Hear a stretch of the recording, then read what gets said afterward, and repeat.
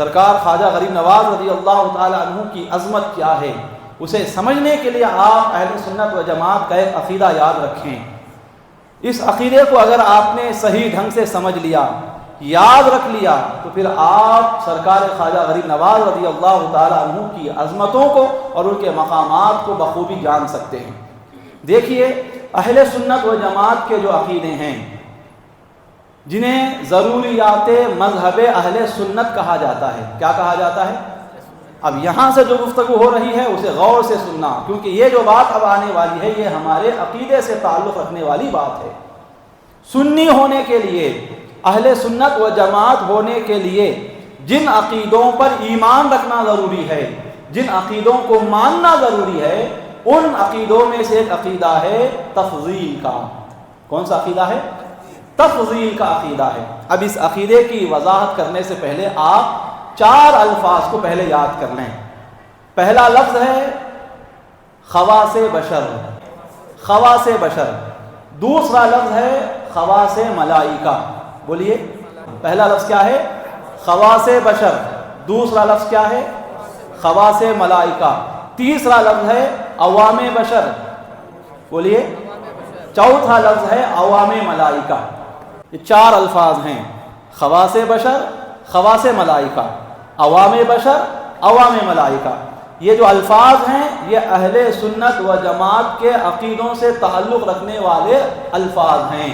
ان الفاظ کے تحت شریعت اپنا جو معنی اور مفہوم بیان کر رہی ہے، جو کہ ابھی آپ سننے والے ہیں، اس مفہوم کے مطابق ہی عقیدہ رکھنا یہ سنی ہونے کے لیے ضروری ہے۔ جو اس عقیدے کے خلاف عقیدہ رکھے وہ سب کچھ ہو سکتا ہے، سنی ہرگز نہیں ہو سکتا۔ پہلے ان الفاظ کا ظاہری معنی سنیں، اب شریعت اس کا کیا معنی بیان کرتی ہے وہ بھی آپ سنیں گے۔ خواص بشر، خواص خاص کی جمع ہے، خواص خاص کی جمع ہے۔ بشر کہتے ہیں انسان کو۔ خاص کا معنی کیا؟ جو عام نہ ہو، جو عام نہ ہو، خاص ہو، اسپیشل ہو، خاص ہو، جس کا مقام عام لوگوں کے مقابلے میں اونچا ہو، بلند ہو، اسے کہتے ہیں خاص۔ اگر وہ ایک ہے تو خاص، ایسے کئی لوگ ہیں تو انہیں خواص کہتے ہیں۔ دوسرا لفظ ہے اس کے اندر بشر۔ بشر کا معنی ہے انسان، بشر کا معنی ہے انسان۔ تو اب خواص بشر کا لفظی معنی کیا ہوا؟ خاص انسان، یعنی انسانوں میں جو خاص انسان ہے، انسانوں میں جو عام انسان ہے وہ نکل گئے اس لفظ سے۔ اب خواص بشر انہی کو بولیں گے جو عام نہ ہوں، معمولی نہ ہوں، بلکہ غیر معمولی ہوں، جو عام انسانوں سے بلند مقام رکھنے والے ہوں، اونچا درجہ رکھنے والے ہوں، ان کو خواص بشر کہا جاتا ہے۔ یہ لفظی معنی ہے۔ اب شریعت کے نزدیک خواص بشر کسے کہتے ہیں وہ آگے آئے گا۔ اس کے بعد ہے خواص ملائکہ۔ خواص خاص کی جمع ہے، خواص خاص کی جمع ہے۔ ملائکہ ملک کی جمع ہے۔ ملائکہ، ملک کہتے ہیں ایک فرشتے کو۔ بولیے، ملک کہتے ہیں۔ آج تقریر نہیں، آج سبق ہے، آج ہے تعلیم۔ یہ تعلیم ہی اصل ہے۔ آج آپ یہاں آئے ہیں تو کم سے کم یہ عقیدہ ضرور سیکھ کر جائیں۔ اس عقیدے کے تحت شریعت کیا ہم کو سمجھا رہی ہے، کیا ہم کو سلیقہ اور طریقہ دے رہی ہے، یہ آپ ضرور سیکھ کر جائیں۔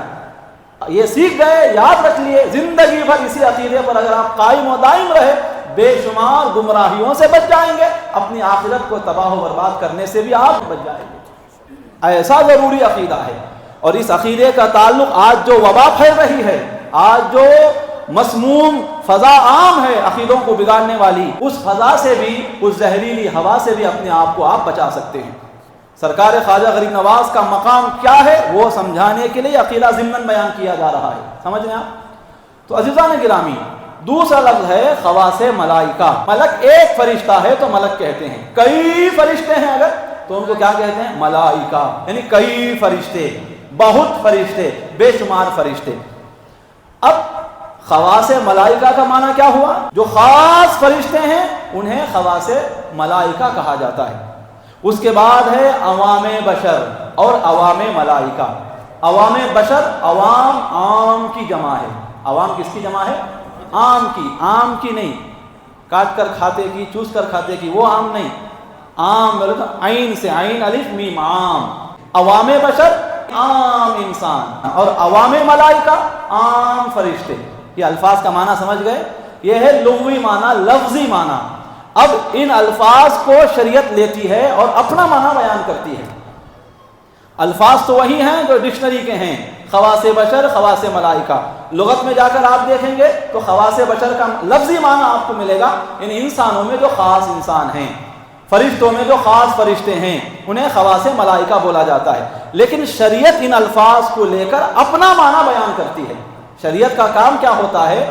جو الفاظ ہم روز مرہ کی زندگی میں استعمال کرتے ہیں وہی الفاظ شریعت لیتی ہے، لیکن اسے اپنا رنگ دے کر، اپنا معنی اور اپنے مفہوم کا لباس پہنا کر اپنا الگ معنی بیان کرتی ہے۔ جیسا کہ مثال کے طور پر دیکھیے، میں نے ہمارے سردار صاحب ہیں، ان سے میں نے کہا کہ آج جمعہ کے بعد میرے گھر پر میرے ساتھ کھانا کھانا آپ پر فرض ہے۔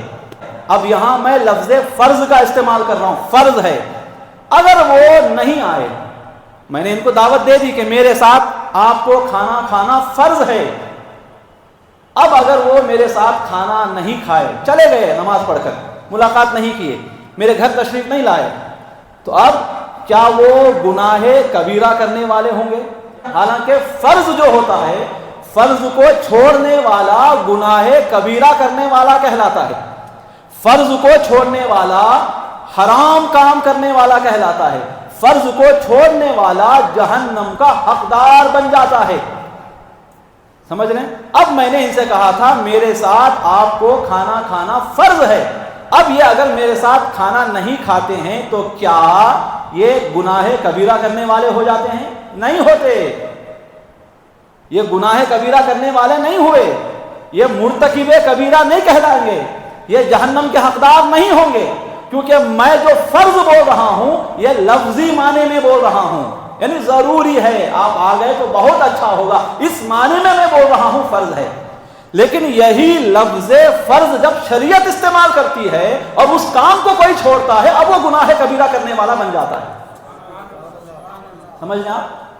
جیسا کہ شریعت یہ کہتی ہے جمعہ کی نماز پڑھنا فرض ہے، اب یہاں اگر کسی نے جمعہ کی نماز نہیں پڑھی، جمعہ کی نماز کو اگر کسی نے چھوڑ دیا، اب وہ گناہ کبیرہ کرنے والا کہلاتا ہے، مرتکب کبیرہ بن گیا اور جہنم کا حقدار بن گیا، اللہ کی ناراضگی کا بھی وہ حقدار بن گیا، کیونکہ یہاں جو لفظ فرض شریعت بیان کر رہی ہے اپنے معنی کے تحت بیان کر رہی ہے۔ سمجھ لیں آپ؟ اپنے مفہوم کے تحت شریعت لفظ فرض کو بیان کرتی ہے۔ ہم جو عام بول چال میں فرض واجب کا لفظ استعمال کرتے ہیں وہ لغت کے اعتبار سے، شریعت جو معنی استعمال کرتی ہے وہ اتنا ضروری ہوتا ہے کہ اس کا ترک کرنے والا گناہ کبیرہ کرنے والا بن جاتا ہے، اللہ کی ناراضگی مول لینے والا بن جاتا ہے۔ سمجھ لیں آپ حضرات؟ تو الفاظ وہی ہوتے ہیں شریعت کے، لیکن شریعت ان کا اپنا معنی بیان کرتی ہے، اپنا مفہوم الگ سے بیان کرتی ہے۔ اسی لیے ان الفاظ کا جب شریعت معنی بیان کر رہی ہوتی ہے تو اس معنی کو شرعی معنی کہا جاتا ہے، وہ الفاظ شریعت کی اصطلاح بن جاتے ہیں۔ کیا بن جاتے ہیں؟ زور سے بولیے، شریعت کی اصطلاح بن جاتے ہیں۔ تو عزیزان گرامی، جب یہ بات آپ سمجھ گئے تو اب آئیے، میں نے آپ سے کہا خواص بشر، جس کا لفظی معنی ہے جو انسانوں میں خاص ہیں وہ۔ اب کوئی بھی دعویٰ کر سکتا ہے کہ میں بھی خاص، سب تو خاص ہی سمجھ رہے ہیں یہاں پر، عام سمجھنے کوئی تیاری نہیں۔ آج کی وبا کیا، ہر کوئی اپنا آپ کو اسپیشل، ہر کوئی وی آئی پی چیئر پر جا کر بیٹھنا چاہتا ہے، وی آئی پی چیئر پر جا کر بیٹھنا چاہتا ہے، چھوڑے پر جا کر بیٹھنے کو تیار ہے۔ دیکھیں نا آپ بھی، یہاں ہر کوئی اپنے آپ کو خاص سمجھ رہا ہے، خواص بشر سمجھ رہا ہے کہ انسانوں میں خاص انسان ہوں، لیکن شریعت خواص بشر کسے کہتی ہے؟ آئیے پوچھتے ہیں، شریعت سے ہم پوچھتے ہیں کہ تیری نظر میں خواص بشر کون ہے؟ تو شریعت یہ جواب دیتی ہے کہ میری نظر میں خواص بشر انبیاء و مرسلین ہیں فقط۔ کون ہیں؟ انبیاء و مرسلین۔ شریعت کے نزدیک خواص بشر صرف انبیاء ہیں، صرف رسولان نظام ہیں، انبیاء و مرسلین کے سوا شریعت کی نظر میں کوئی خواص بشر کی کیٹیگری میں آتا ہی نہیں۔ انسانوں میں جو خاص انسان ہیں، شریعت کی نظر میں وہ خاص انسان صرف انبیاء ہوتے ہیں, رسولان اعظام ہوتے ہیں. تو خواص بشر کا شریعت جو معنی بیان کرتی ہے وہ انبیاء و مرسلین, ٹھیک ہے, اس کو یاد رکھیں. دوسرا لفظ کیا ہے؟ خواص ملائکہ, یعنی فرشتوں میں جو خاص فرشتے ہیں وہ. یہ تو لفظی معنی, لیکن شریعت کے نزدیک خواص ملائکہ سے مراد رسول ملائکہ. کون؟ رسول ملائکہ, یعنی 4 فرشتے, فقط 4 فرشتے ہیں جن کو شریعت خواص ملائکہ کہتی ہے. کتنے فرشتے ہیں؟ صرف 4 فرشتے. اور فرشتے کتنے ہیں آپ کو معلوم ہونا چاہیے. کتنے ہیں فرشتے؟ اس کو سمجھنے کے لیے آپ یہ مثال دیکھیں. رائی کا دانہ تو آپ دیکھے ہوں گے. رائی کا دانہ لے کر آپ سمندر کے پاس جائیں, سمندر کے ایک کنارے رائی کا دانہ رکھ دیں, دوسری طرف سمندر. تو یہ جو رائی کا دانہ ہے اس میں یہ انسانات بھی ہیں, اس میں جمادات بھی ہیں, نباتات بھی ہیں, حیوانات بھی ہیں, تمام ستارے بھی ہیں. زمین پر جتنی ریت ہے, ریت کا ہر ذرہ ہے. بارش کے جتنے قطرے اب تک زمین پر آئے وہ تمام قطرے, یہ تمام تفصیلات فقط وہ رائی کے دانے کے برابر. فرشتے کتنے ہیں؟ یہ جو سمندر اس رائی کے دانے کے سامنے ہے وہ پورا سمندر فرشتوں کی تعداد. سارے ستاروں کو, بارش کے ہر قطرے کو اگر ایک طرف رکھ دیا جائے, تمام انسانوں کو ایک طرف رکھ دیا جائے, زمین میں جتنی ریت ہے, بالو ہے, مٹی ہے, اس کے ہر کنکر کو الگ الگ کر کے ایک جگہ رکھ دیا جائے, دنیا میں جتنے درخت ہیں ان تمام درختوں پر جتنے پتے ہیں ان تمام پتوں کو ایک طرف رکھ دیا جائے, اس طرح کائنات میں جو کچھ بھی اللہ کی مخلوقات ہیں ان تمام مخلوقات کو اگر ایک طرف رکھ دیا جائے تو وہ تمام مل کر ایک حصہ بنتے ہیں. اور فرشتے جو ہیں وہ 9 حصے ہیں. سمندر جو آپ دیکھ رہے ہیں اتنا لمبا چوڑا وسیع و عریض سمندر, اگر سمندر کو قطروں میں بانٹ دیا جائے, سمندر جو ملا ہوا ہے قطروں میں تقسیم کر دیا جائے تو کتنے قطرے بنیں گے سمندر کے؟ پورے سمندر کو اگر قطروں میں تقسیم کر دیا جائے تو کتنے قطرے بنیں گے؟ حساب ہی نہیں. فرشتوں کے سوائے جتنی مخلوقات ہیں وہ پورے سمندر کے جتنے قطرے بنیں گے ان قطروں کے مقابلے میں صرف ایک رائی کے دانے کی حیثیت رکھتے ہیں. فرشتے اتنی تعداد میں ہیں. قرآن میں اللہ فرماتا ہے وَمَا يَعْلَمُ جُنُودَ رَبِّكَ إِلَّا هُ, اللہ کے فرشتے اتنی تعداد میں ہیں, اتنی تعداد میں ہیں کہ تیرے رب کے سوائے ان کی تعداد کوئی نہیں جانتا. ان کی صحیح تعداد کا علم تیرے رب کے سوائے کسی کے پاس نہیں. اتنے بے شمار فرشتے ہیں. ہر وقت فرشتوں کی تخلیق ہوتی ہی رہتی ہے اور انسانوں سے ہزاروں سال پہلے فرشتوں کے بننے کا سلسلہ شروع ہو چکا ہے. کتنے سال؟ ہزاروں سال. انسان ابھی پیدا بھی نہیں ہوا تھا, حضرت آدم علیہ السلام کی تخلیق بھی نہیں ہوئی تھی, اس سے ہزاروں سال پہلے ہی فرشتوں کے بننے کا سلسلہ شروع ہو چکا ہے. اور آپ کو معلوم ہونا چاہیے جو فرشتہ بن گیا, آج تک کسی ایک فرشتے کو بھی موت نہیں آئی ہے. فرشتے کی جب تخلیق ہو جاتی ہے اب اسے قیامت تک موت آنے والی نہیں. آج تک ایک فرشتہ بھی مرا نہیں ہے. ہاں جب نفخہ اولا ہوگا, جب اسرافیل علیہ السلام سور پھونکیں گے, اس وقت اس سور کی وجہ سے جو تمام عالم بالا و عالم سفلا تباہ و برباد ہوگا, اس وقت فرشتوں پر فنا طاری ہوگی. لیکن ہر وقت فرشتے بن رہے ہیں. انسان سے ہزاروں سال پہلے ہی فرشتوں کے بننے کا سلسلہ شروع ہو چکا ہے. فقط یہ بات اگر ہم دیکھ لیں تو اندازہ لگا سکتے ہیں کہ کتنے فرشتے ہوں گے. اب اتنے بے شمار فرشتوں میں فقط 4 فرشتے ایسے ہیں جن کو رسول ملائکہ کہا جاتا ہے. کتنے فرشتے ہیں؟ کون کون ہیں؟ حضرت جبرائیل علیہ السلام, زور سے بولنا, حضرت میکائیل علیہ السلام, حضرت اسرافیل علیہ السلام, حضرت اسرائیل علیہ السلام. حضرت جبرائیل, حضرت میکائیل, حضرت اسرافیل, حضرت اسرائیل علیہ السلام. یہ جو 4 فرشتے ہیں, اتنے اربوں کھربوں کی تعداد میں جو فرشتے ہیں, اتنے بے شمار لاتعداد فرشتوں میں سب سے اعلیٰ و ارفع مقام رکھنے والے جو فرشتے ہیں وہ فقط 4 فرشتے ہیں. یہ تمام فرشتوں کے سردار, اور ان میں بھی سب سے عظمت و رفعت والی ذات حضرت جبریل امین علیہ السلام کی ذات ہے, جن کو سید الملائکہ کہا جاتا ہے. کیا کہا جاتا ہے؟ یعنی فرشتوں کے سردار، فرشتوں کے پیشوا۔ فرشتوں میں 4 فرشتوں کو خواص ملائکہ کہا جاتا ہے، دوسرے الفاظ میں ان فرشتوں کو رسل ملائکہ کہا جاتا ہے۔ اب یہ تفصیل سمجھ گیا کہ خواص بشر سے مراد کون ہیں، خواص ملائکہ سے مراد کون ہیں۔ اب عقیدہ کیا ہے اہل سنت و جماعت کا، وہ سنیں۔ سنی ہونے کے لیے یہ عقیدہ رکھنا نہایت ہی ضروری ہے کہ خواص بشر خواص ملائکہ سے بھی افضل ہیں۔ بولیے کیا عقیدہ ہے؟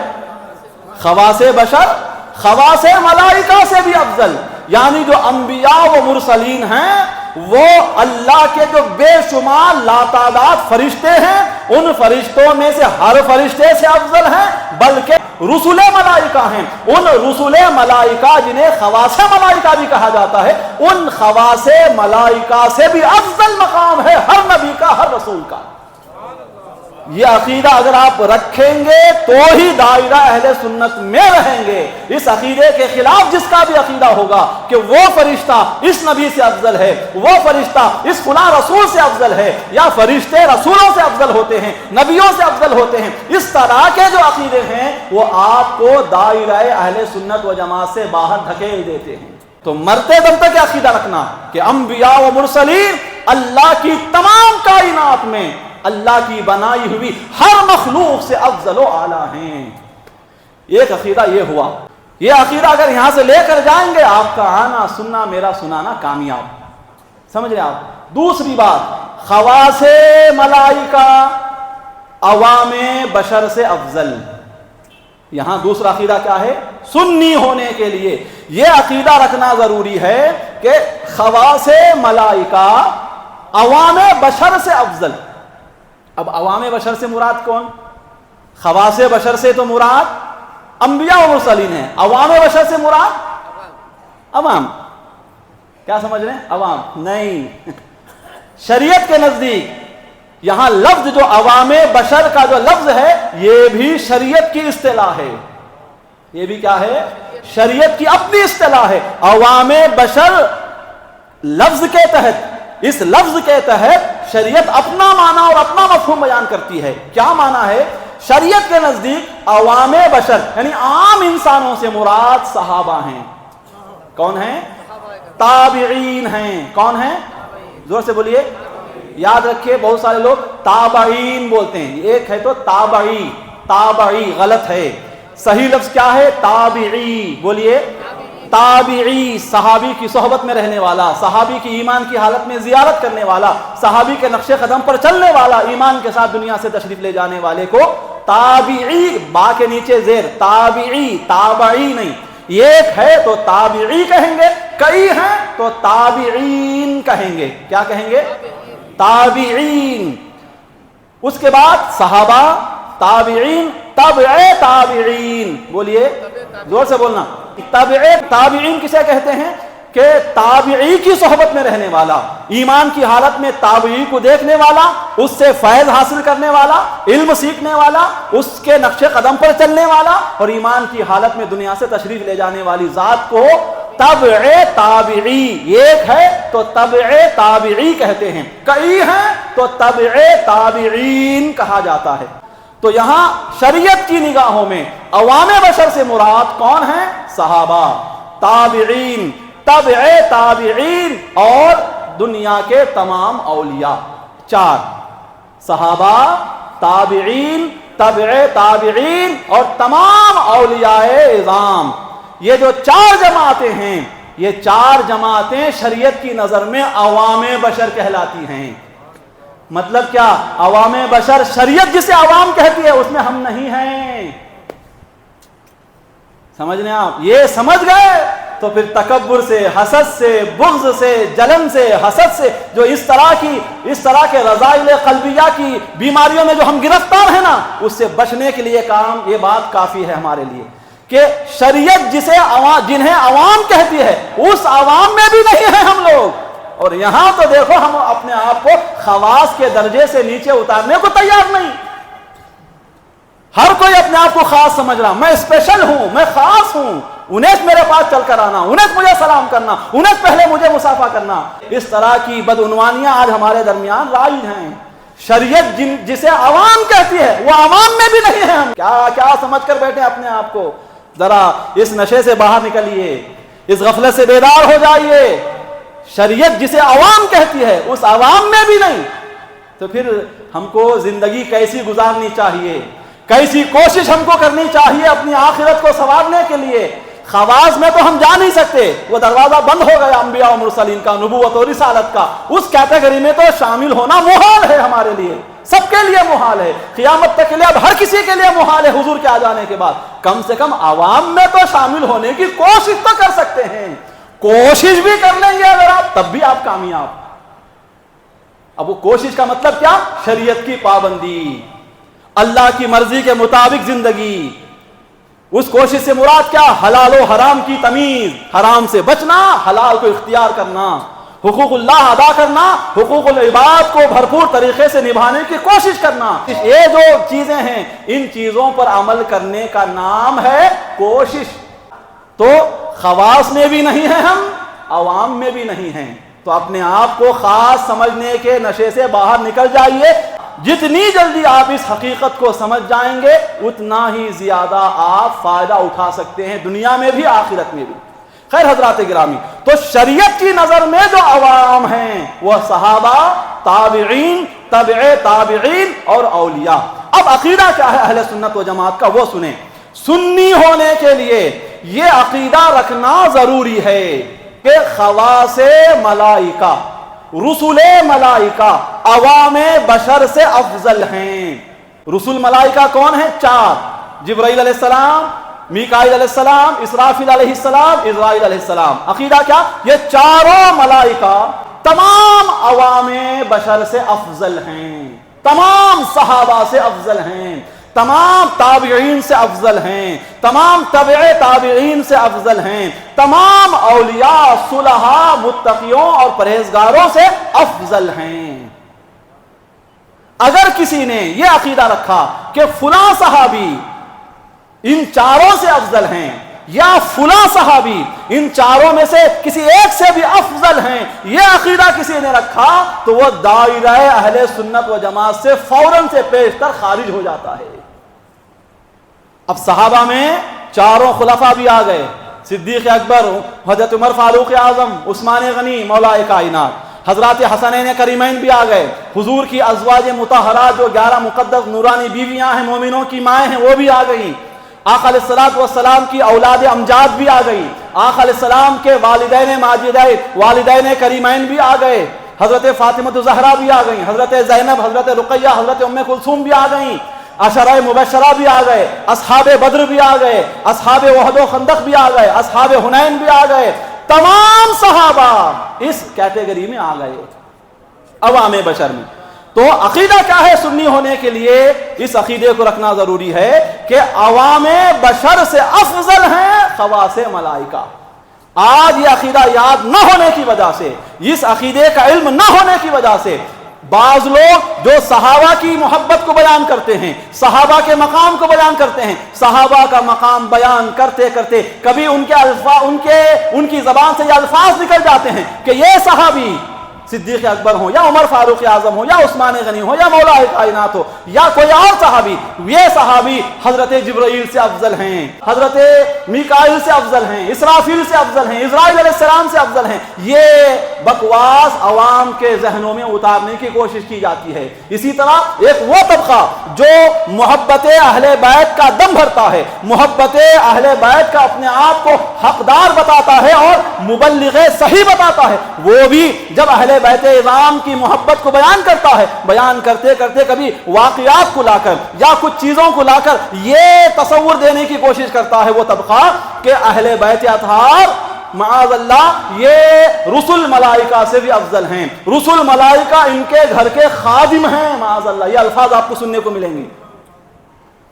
فاطمہ الزہرا رضی اللہ تعالی عنہا کے گھر حضرت جبریل امین علیہ السلام اجازت کے بغیر نہیں آتے تھے. حضرت جبریل علیہ السلام حضرت فاطمہ الزہرا رضی اللہ تعالی عنہا کے گھر کے خادم ہیں معاذ اللہ. اس طرح کے عقیدے جو بد عقیدگیاں کہلاتی ہیں، یہ باتیں، وہ باتیں عوام کے ذہنوں میں ڈالنے کی کوشش کی جاتی ہے. اہل سنت و جماعت کے تمام اکابرین، تمام متکلمین، تمام علماء عقائد کا اس بات پر اتفاق و اجماع ہے کہ حضرات رسول ملائکہ، یہ 4 جو ملائکہ ہیں، یہ تمام صحابہ سے افضل ہیں. اس میں اہل بیت بھی آ گئے، خلفائے راشدین بھی آ گئے.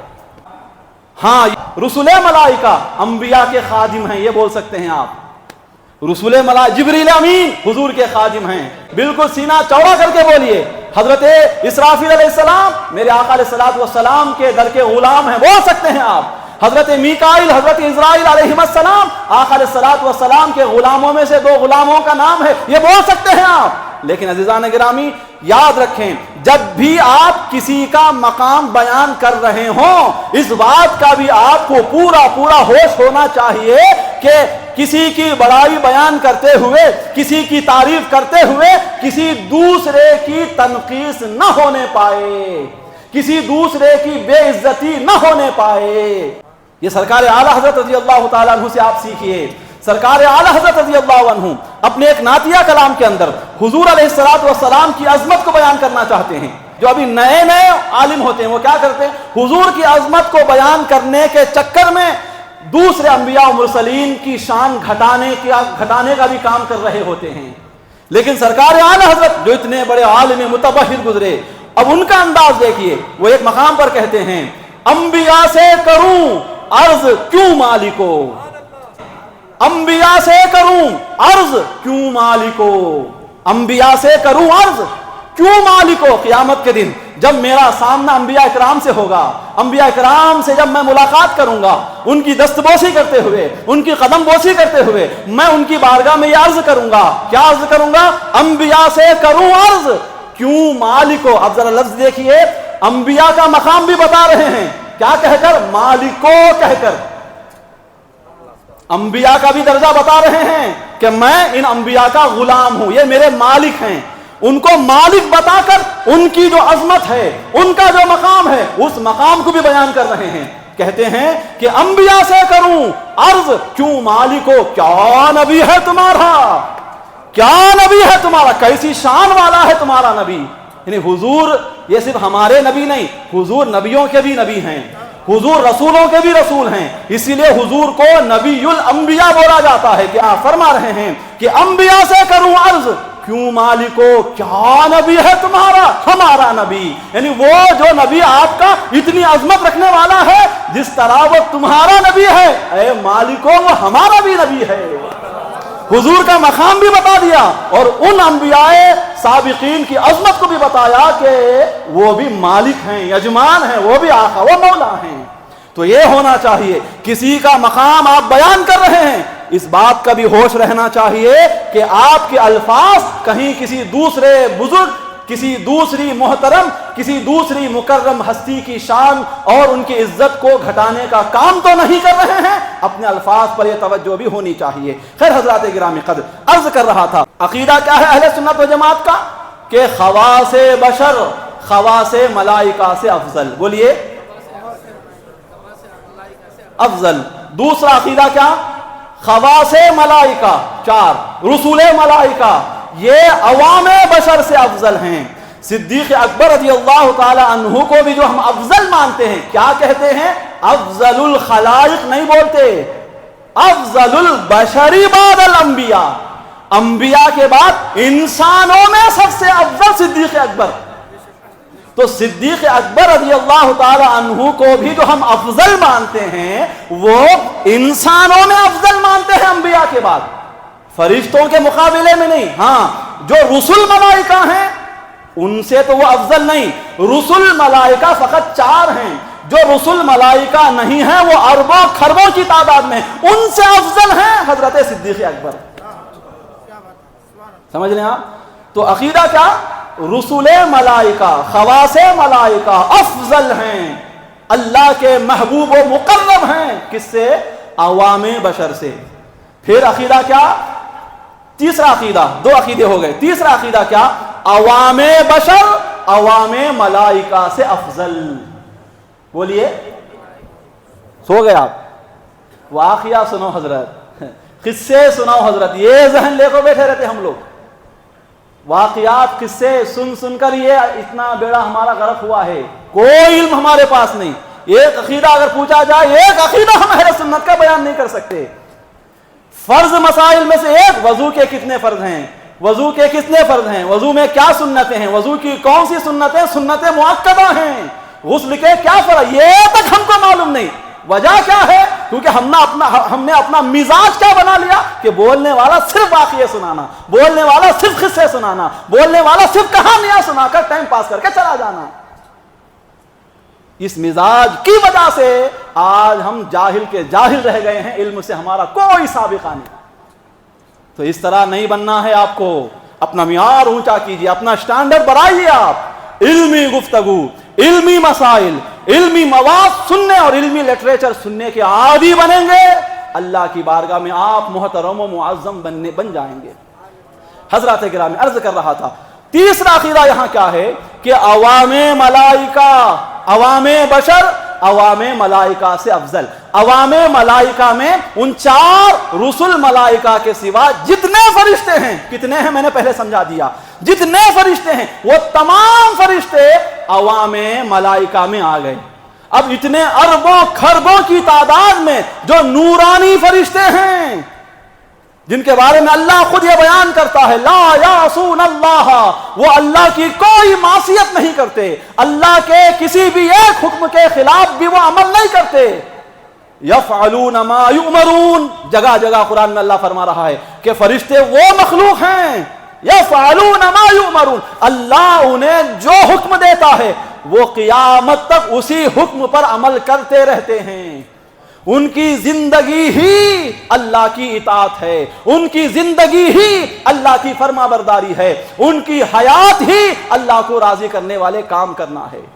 ایسے نورانی مخلوق والے فرشتے, ایسی نوری مخلوق ملائکہ کی, ان سے جو اربوں کھربوں کی تعداد میں ہیں, ان سے افضل ہیں عوام بشر. عوام بشر میں صحابہ ہیں, تابعین ہیں, تبع تابعین ہیں, اولیاء بھی ہیں. تو عزیزان گرامی, اب سرکار خواجہ غریب نواز رضی اللہ عنہ کا مقام کیا ہے, جو بولنے کے لیے, جو سمجھانے کے اتنی ساری گفتگو میں نے کی. تو یاد رکھیں, سرکار خواجہ غریب نواز اللہ کے اس ولی کا نام ہے, اللہ کے اس مقرب و محبوب کا نام ہے, جو رسل ملائکہ کے سوائے جتنے اربوں کھربوں کی تعداد میں فرشتے اب تک ہیں اور قیامت تک ہونے والے ہیں, ان تمام فرشتوں سے بھی افضل و اعلیٰ ذات کا نام ہے خواجہ معین الدین چشتی رحمۃ اللہ علیہ.